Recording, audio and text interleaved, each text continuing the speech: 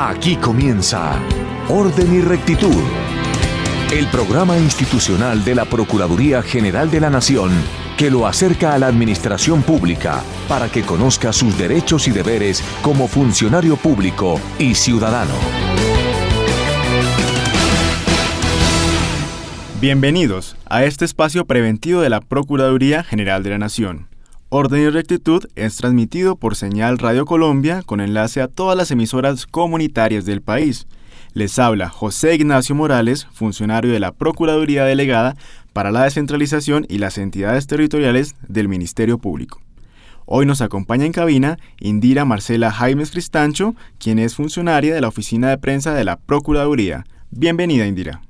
Muchas gracias, José Ignacio. Saludamos a todos los oyentes de nuestro programa que están atentos todos los sábados para escuchar las recomendaciones que realizamos para mejorar la gestión pública en el país. Comencemos entonces con el recuento de las secciones de nuestro programa. En el invitado del día contamos con 3 asistentes: el doctor Marco Antonio Velilla, quien es magistrado del Consejo de Estado; Manuel Villoria, él es profesor de la Universidad Rey Juan Carlos de Madrid de España; y Raúl Franchi, quien es profesor también del Instituto Panamericano de Alta Dirección de Empresas, quienes asistieron al Foro Internacional de Ética Pública realizado por la Procuraduría General de la Nación. Estaremos dialogando entonces con nuestros invitados acerca de los temas que se trataron en este foro internacional. Como cada semana en Responsabilidades Semanales, recordamos algunas tareas que deben cumplir los entes territoriales para mejorar su gestión pública. En el informativo Procuraduría tenemos la actualidad del Ministerio Público con las noticias más relevantes de esta semana. Por último, en Que no le pase a usted, les contamos un caso sobre los errores que se deben evitar para poder realizar eficazmente la labor pública. Recordamos a ustedes que para Orden y Rectitud es importante mantener comunicación con ustedes, nuestros oyentes. Por esta razón, los invitamos a que se conecten con nosotros en Twitter, en la cuenta oficial de la Procuraduría, @pgn_col, como también nos pueden encontrar en www.facebook.com/Procuraduría General, o también, si quieren, pueden escribirnos al correo prensa@procuraduría.gov.co. Antes de continuar con nuestra sección principal del programa, escuchemos un mensaje de la estrategia Soy Correcto, No Corrupto, del programa Cultura de la Legalidad y la Integridad de la Procuraduría General de la Nación, sobre la importancia del servicio y del trabajo del funcionario público. Escuchémoslo. Mi mamá trabajó 39 años como servidora pública y jamás tuvo una investigación por mala conducta. Desde niña, ella siempre me dijo: mi hija, quien no vive para servir, no sirve para vivir. Gracias, mamá. Gracias por enseñarme a servir a los demás. Gracias por enseñarme que sin honestidad no hay felicidad. Por un nuevo servidor público, por un nuevo ciudadano. Soy correcto, no corrupto. Procuraduría General de la Nación. De esta manera, damos inicio a Orden y Rectitud, el programa institucional de la Procuraduría General de la Nación. Ya volvemos. Únete a www.facebook.com/Procuraduría General. Invitado del día. Nos encontramos en la sección principal del programa Orden y Rectitud.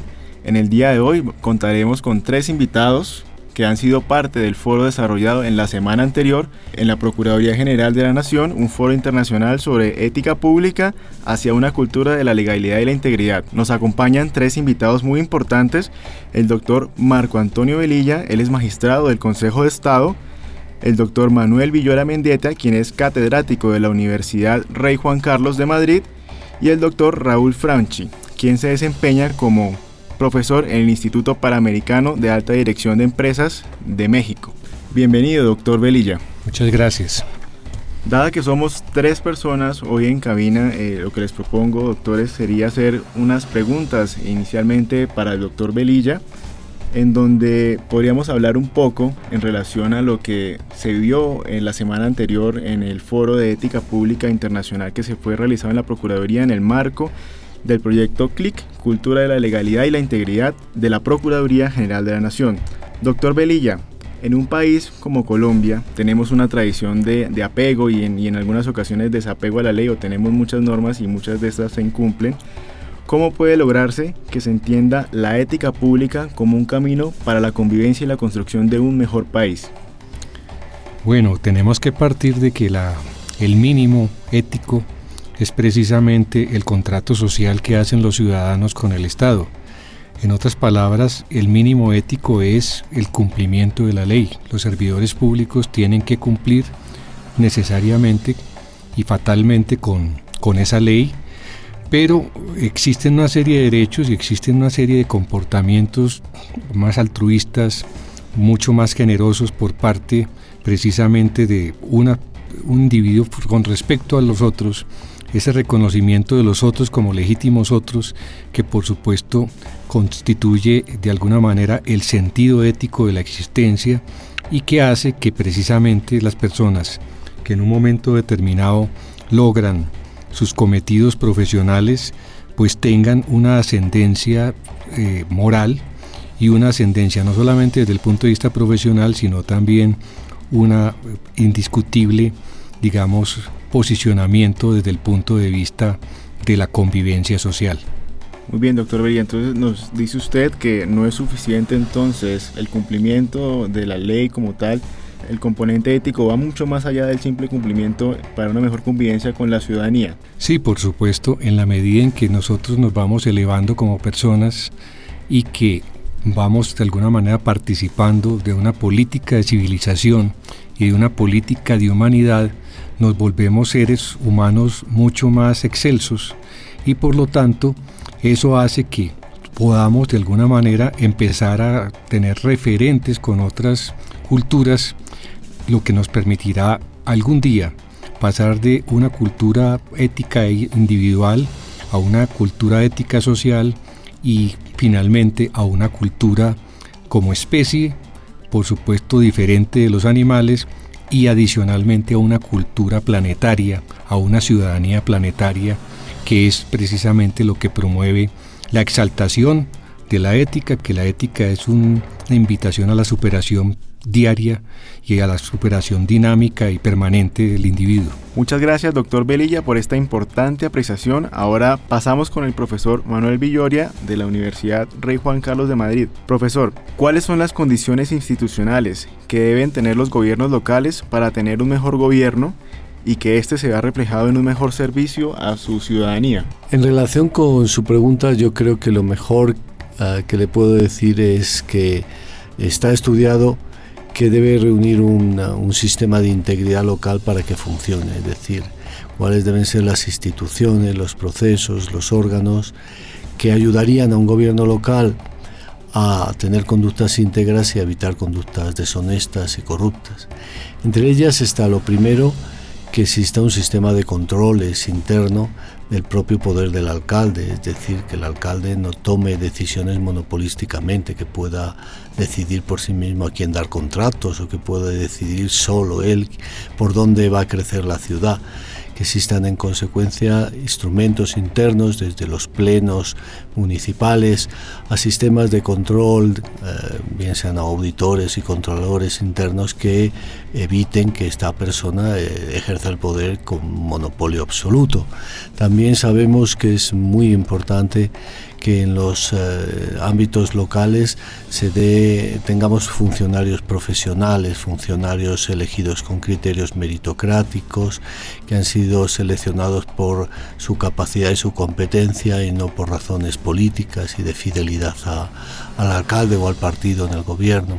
También sabemos que es muy importante que en el ámbito local se tenga un sistema interno de códigos éticos, de formación en ética, que se sigan normas de conflictos de interés y que se eviten los conflictos de interés en la medida de lo posible, que los gobiernos locales se sometan a principios de transparencia, que tengan en su página web toda la información económica, institucional necesaria.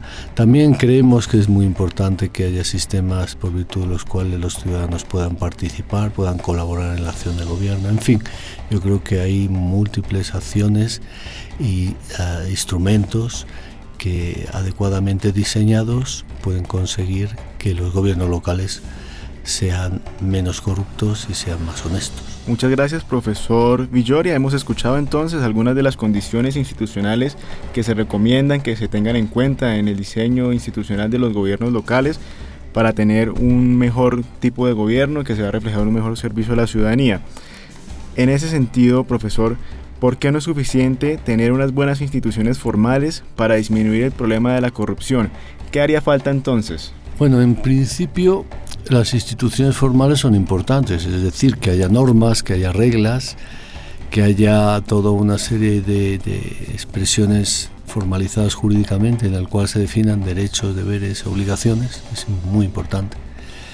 Ahora bien, las instituciones formales no nos bastan, necesitamos junto a las normas que haya procesos de trabajo que hagan que las normas realmente luego se manifiesten, se implementen adecuadamente. Si a usted yo le doy derecho de acceso a la información, debe haber un proceso por virtud del cual usted pueda de forma sencilla solicitar el documento, que yo le dé la respuesta en el plazo adecuado, que si no se la doy tenga usted la posibilidad de recurrir. Es decir, hay toda una serie de procesos que son fundamentales.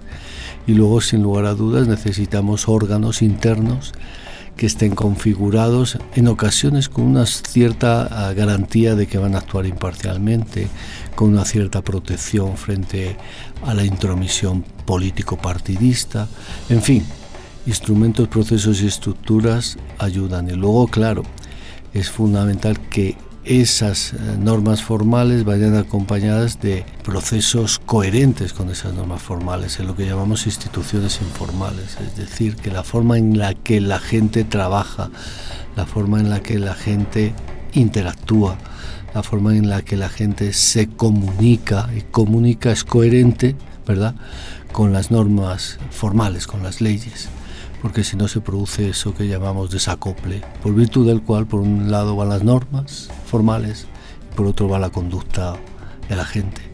Los procesos de trabajo siguen probablemente vinculados a formas antiguas de hacer las cosas incoherentes con las normas actuales. Ejemplo, si yo le pido a usted que aplique una norma que dice que para seleccionar personal debe, en un determinado municipio, debe seleccionarse por mérito y por capacidad, y usted sigue las normas de toda la vida, que es en el pueblo entran la gente del pueblo que está más cerca políticamente del alcalde, y eso usted lo mantiene adaptando las normas a esa práctica, pues al final no habremos avanzado nada.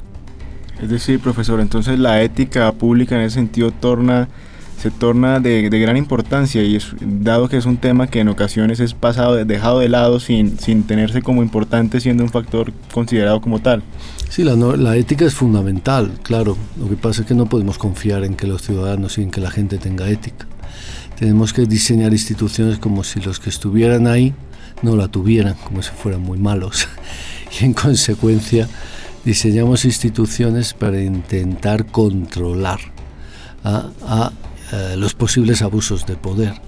Si quienes están ahí tienen un desarrollo ético elevado, pues no vamos a tener problema.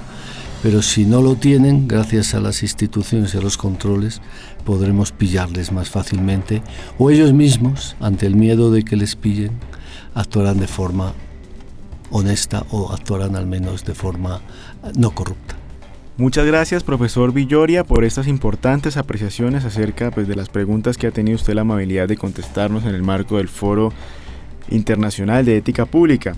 Ahora vamos con usted, profesor Raúl Franch. ¿Por qué considera usted que la ciudadanía es a veces vista como impotente ante el problema de la corrupción?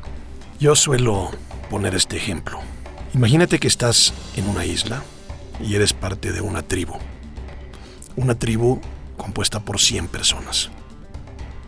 Y de esas 100 personas hay una que es un tirano. Y este tirano tiene 4 secuaces que lo ayudan a someter al resto de la población. Y tú dirás, ¿cómo es posible que 95 no puedan contra 5? Bueno, pues la razón es muy simple. Lo más que logran unirse es 2 o 3. Y 3 contra 5 todavía son pocos. El día en que se unan 10 contra 5 es posible que los echen fuera. Si se junta la mitad, 45 de los 90, el tirano y sus secuaces salen corriendo y no regresan jamás. El problema de la participación ciudadana es que no tenemos conciencia de responsabilidad colectiva, ni confianza. No tenemos conciencia de que podemos actuar colectivamente y lograr resultados. No confiamos unos en los otros. Vivimos un sistema individualista y egoísta donde cada cual lleva agua a su propio molino. Y esa es la razón por que la ciudadanía es impotente ante la corrupción. Profesor Franchi, usted en el marco del foro que hubo en la Procuraduría General de la Nación acerca de ética pública hacia una cultura de la legalidad y la integridad, mencionaba una herramienta que ha sido diseñada y aprobada por la organización internacional ISO.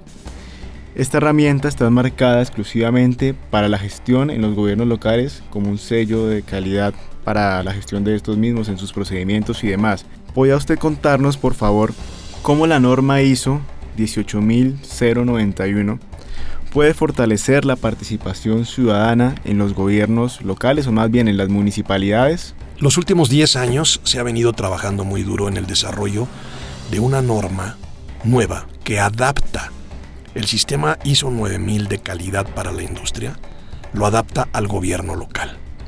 ¿Cuál es la idea? Que los ciudadanos tengan un sistema de indicadores clave de cómo debe funcionar eficientemente un gobierno local. Es muy difícil que los ciudadanos se pongan de acuerdo para presionar al gobierno en qué áreas debe mejorar. A unos les duele la seguridad pública, a otros los baches en las calles, a otros el agua potable, a otros la educación, y nunca vamos a estar de acuerdo porque son miles de temas y es algo muy complicado.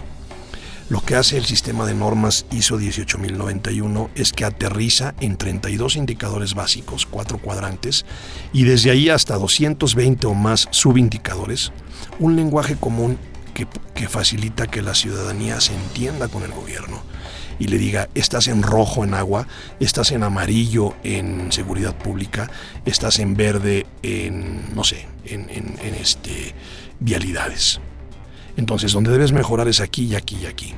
El gobierno, por otro lado, con tal de tener la certificación ciudadana a través de estas evaluaciones, es más factible que abra las compuertas de la información, de la transparencia, para facilitar la evaluación ciudadana. La experiencia es que se logra una sinergia muy positiva entre la ciudadanía y el gobierno local a través de un observatorio basado en la nueva norma ISO 18091 que acaba de ser publicada y que para mí representa un hito histórico y un gran potencial de transformación de las democracias alrededor del mundo. Recordamos a nuestra audiencia del programa Orden y Rectitud de la Procuraduría General de la Nación que hoy nos acompañaron 3 invitados muy importantes que fueron participantes del Foro Internacional de Ética Pública hacia una cultura de la legalidad y la integridad realizado en la Procuraduría General de la Nación. Agradecemos entonces al doctor Marco Antonio Velilla, magistrado del Consejo de Estado, al doctor Manuel Villoria, catedrático de la Universidad Rey Juan Carlos de Madrid, y al profesor Raúl Franchi del Instituto Panamericano de Alta Dirección de Empresas. Le ruego por favor a usted, profesor Franchi, nos regale una despedida por favor del programa de parte de usted y nuestros compañeros en la cabina. Un saludo afectuoso a todos ustedes que luchan por la paz y la justicia en este gran país. Continuamos en Orden y Rectitud, el programa institucional de la Procuraduría General de la Nación. Ya regresamos. Escríbanos a prensa@procuraduría.gov.co. Responsabilidades semanales. En responsabilidades semanales, le recordamos a los servidores públicos algunas de las tareas que deben cumplir para la próxima semana.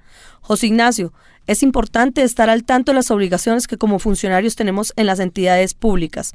Cuéntenos, ¿cuáles son las responsabilidades de los entes territoriales para la próxima semana? Las responsabilidades que deben tener en cuenta los administradores públicos para la semana entre el 5 y el 11 de julio son las siguientes. Recordamos por supuesto que estas son algunas simplemente. Para las alcaldías y las gobernaciones les decimos que tengan presente que hasta el 10 de julio deben reportar la información sobre la programación, ejecución física y financiera de los proyectos financiados con los recursos del Sistema General de Regalías en los formatos de los aplicos establecidos por el Departamento Nacional de Planeación. Secretarios de Planeación Municipal, Recuerden que a más tardar, el 10 de julio, deben reportar al Sistema Único de Información SUI la información correspondiente al uso de recursos del Sistema General de Participaciones en el sector de agua potable y saneamiento básico. Reiteramos también la obligación que tienen todas las entidades públicas de reportar y actualizar todos sus procesos contractuales en el Sistema Electrónico para la Contratación Pública SECOP. Asimismo, recordamos y recomendamos que los jefes de control interno de las entidades descentralizadas deben vigilar el cumplimiento de la publicación de contratos.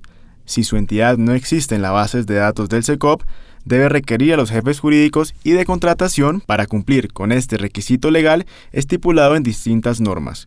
Esta responsabilidad también está relacionada con el cumplimiento de la Ley de Acceso a Información Pública y otras disposiciones normativas. Esta ley, la Ley de Información Pública, entrará en vigencia a partir de marzo de 2015 para las entidades territoriales. Asimismo, recordamos a nuestra audiencia que todos los procesos contractuales de las entidades del Estado están publicados en la página web de la Agencia Nacional de Contratación Colombia Compra Eficiente, en la dirección www.contratos.gov.co. En esta ocasión, el Consejo Gerencial está a cargo del doctor Humberto José Silva Nigrinis, funcionario de la Delegada para la Defensa de la Infancia, la Adolescencia y la Familia. Escuchémoslo. Señor alcalde, señor gobernador, recuerde recompensar a sus funcionarios por un trabajo bien realizado. Cualquier reconocimiento es válido para ellos. Una felicitación, un día o unos días de descanso, una capacitación, un auxilio monetario. Cualquiera de esas opciones es importante que las ponga en práctica para reconocer el trabajo de sus funcionarios. Muchas gracias, doctor Silva, por sus recomendaciones gerenciales. Señor funcionario público, recuerde cumplir con la entrega puntual de informes y requerimientos con el fin de crear mejores prácticas en la administración pública. Usted conoce sus responsabilidades en orden y rectitud. El programa institucional preventivo de la Procuraduría General de la Nación. Ya regresamos. Síganos en Twitter, @PGN_Col. Informativo Procuraduría. Esta es la sección informativa de Orden y Rectitud, donde usted conoce las noticias más importantes sobre la labor del Ministerio Público. Por posibles irregularidades en la contratación para actividades de reparcheo en Bogotá, con la conocida máquina tapahuecos, la Procuraduría formuló pliego de cargos contra María Gilma Gómez, en su condición de Directora General de la Unidad Administrativa Especial para la Rehabilitación y Mantenimiento Vial de Bogotá. Asimismo, contra María Constanza Aguja, en su condición de Secretaria General de la entidad, y contra Olga Patricia Mendoza, en su condición de Jefe encargada de la Oficina Asesora Jurídica de esa unidad. De otra parte, en fallo de segunda instancia, el Ministerio Público destituyó e inhabilitó por el término de 14 años a Víctor Raúl Ayalde Ocaña, exdirector financiero de la empresa Renovación Urbana ERU de Bogotá y exdirector administrativo de la Dirección de Gestión Corporativa y Control Interno Disciplinario de la Caja de Vivienda Popular, por haberse desempeñado en estos cargos encontrándose inhabilitado para hacerlo. El pasado miércoles, el Procurador General de la Nación, el doctor Alejandro Ordóñez Maldonado, presidió en la ciudad de Bucaramanga, capital de Santander, el acto que oficializa el acuerdo conciliatorio entre la Agencia Nacional de Infraestructura, ANI, y el concesionario Autopistas de Santander, que permite la reactivación de las obras en la zona metropolitana de Bucaramanga, paralizadas por más de 2 años y que marca un plazo de 14 meses para su finalización.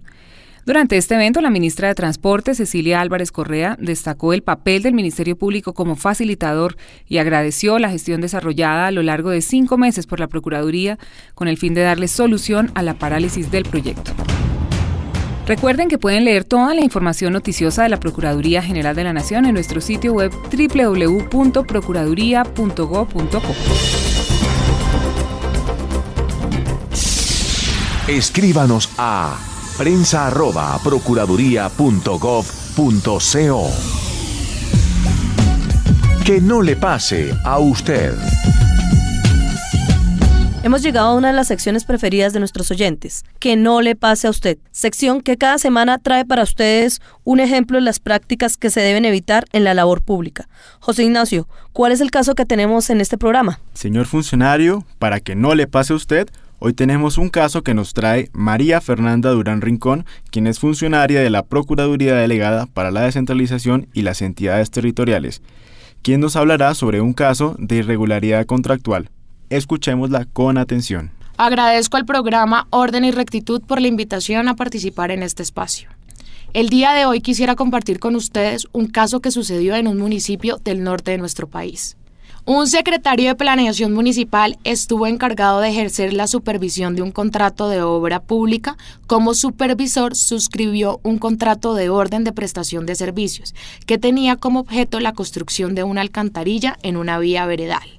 Ante queja instalada en la Procuraduría, se procedió a abrir proceso disciplinario contra el secretario de Planeación por presuntas irregularidades en la obra objeto del contrato.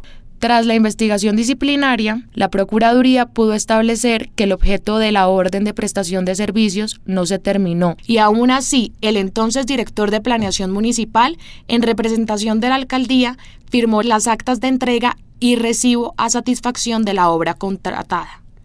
Aunque el secretario de Planeación argumentó su actuación en que el costo de la obra no era significativo, que el acceso a la vereda para verificar la obra era difícil y que la multiplicidad de funciones asignadas se lo impidió, puesto que se encontraba en ejecución de otras obras de mayor envergadura, la Procuraduría consideró irresponsable e injustificada su actuación.